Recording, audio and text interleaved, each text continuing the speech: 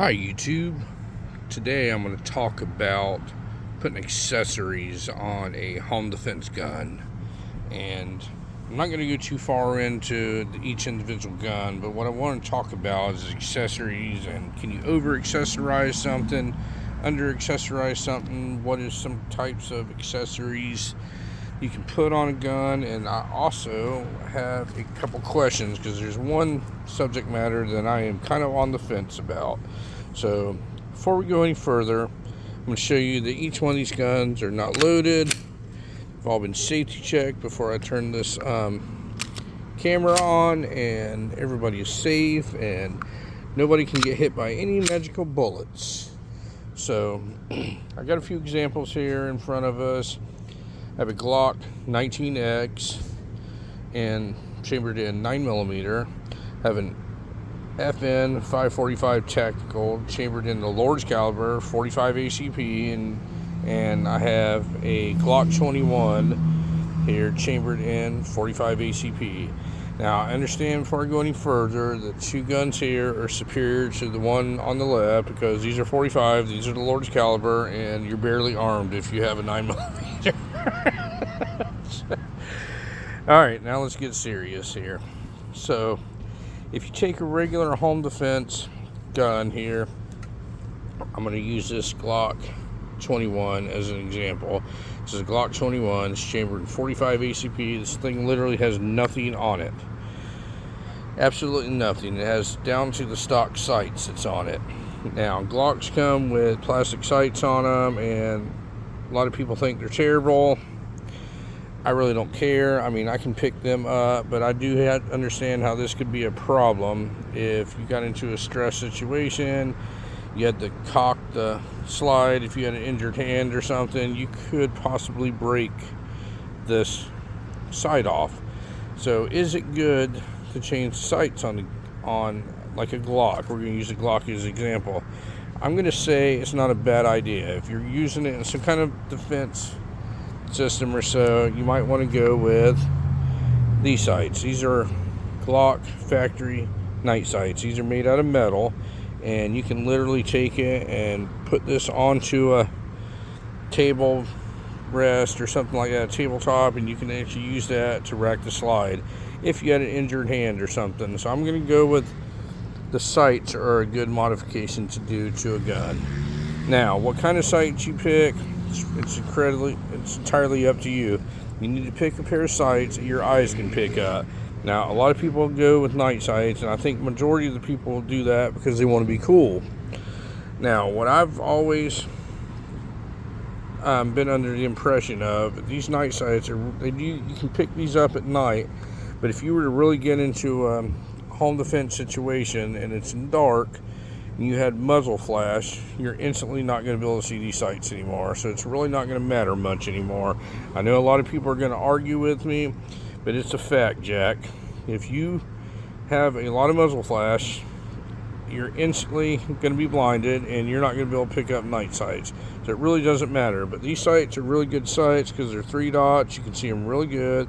They do have tritium inserts in them, and they are made out of metal. So I'm going to go with the sights are a good modification to do to your gun. Now, what I want to get into here, the whole reason I really made this video is something that I'm on the fence about. Oh, before we go into the to what I was really wanting to talk about, you can also opt to go with an optic on it. And this one here, this is an FM 545 Tactical, and it's got a Trigicon RMR on it. Now, this one here doesn't require any batteries. It's the ultimate home defense one. It will always work, and this thing will, if you can see the green. It's a green triangle. The camera's not going to pick it up as a triangle, but it's a green triangle. It will work with this fiber optic right here, and it's also got tritium on the inside to work at night. So a lot of people can pick up a dot faster than they can pick up a sight, and if you zero this thing in, that might be a good option. So this isn't a bad accessory to put on something. I've never been really a big optic guy on a handgun, but you also have suppressor height sights on this one that co-witness with the red dot. Well, we're going to call it a red dot. It's actually a green dot. We're going to, they co-witness, so if something happens to the optic, you still have sights on it, and it's a backup plan. But a lot of people do pick up dots a lot better than they pick up sights, and that will work well in a dark situation. But once again, if you're blinded or something like that, you might be able to pick this one up a little bit better than you could night sights. It all depends on the situation and how your eyes are, but optics are sometimes a good accessory to have on them. Like I said, this is a Trojacon RMR. This is called the dual illumination one. So this one does not require any kind of batteries. Now, the one that really made me make this video is I'm really undecided, because there's pros and cons of what I'm going to bring about. Now, should you put a weapon light on your home defense weapon? Everybody's going to tell you yes. Everywhere you go, they're going to tell you yes, because you can be in total darkness and you can actually use this to light up and see where you're going.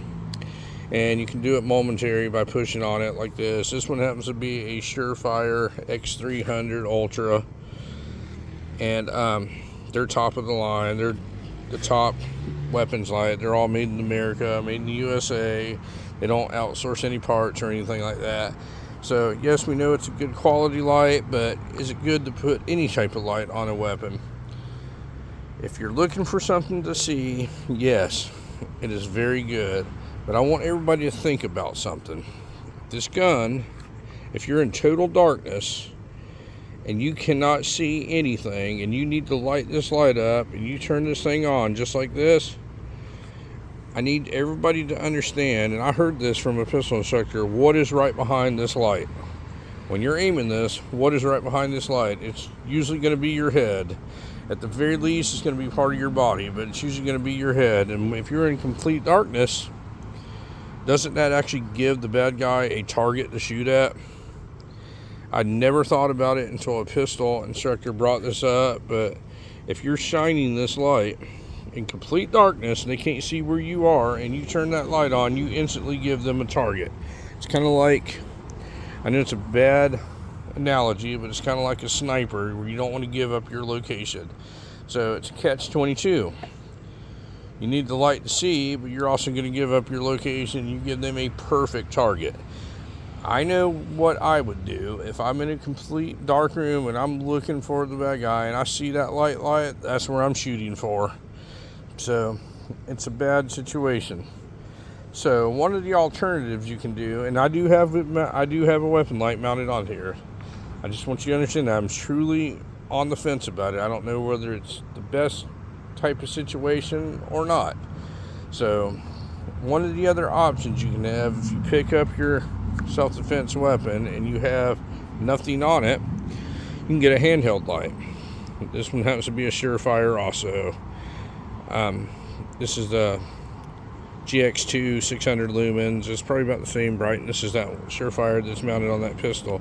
So one of the options that I've always heard is when you hold this in your hand, you hold this out to the side and light it up, and you hold it way out to the side to light it up and use that as their target.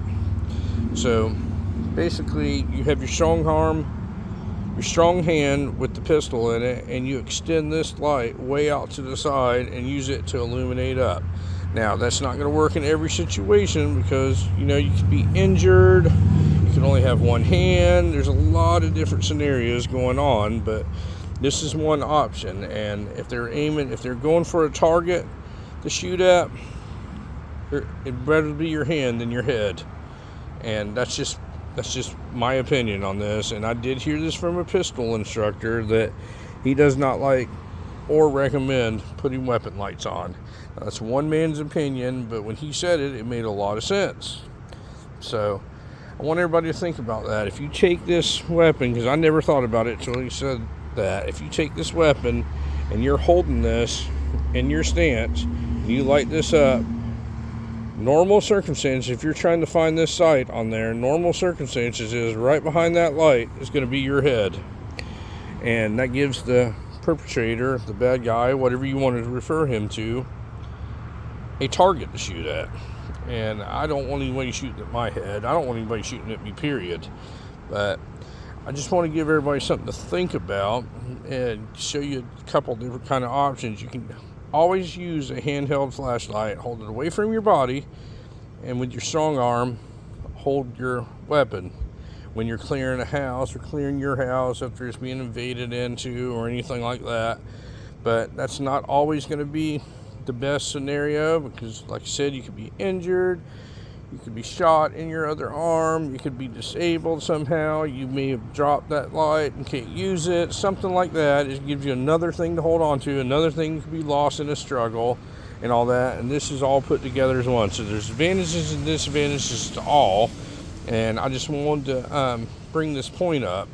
It was brought up to me and I thought it made a lot of sense, so I figured I'd make a little short video and ask everybody's opinion. What is your opinion about putting optics, night sights, lights, and stuff on your home defense weapon if you were to get in a real bad situation? Hopefully nobody ever gets in these bad situations, but it does happen, and proper training is needed. Muscle memory, muscle memory, muscle memory. That's what the human race is known for. You need to practice, train, and do whatever is comfortable to you.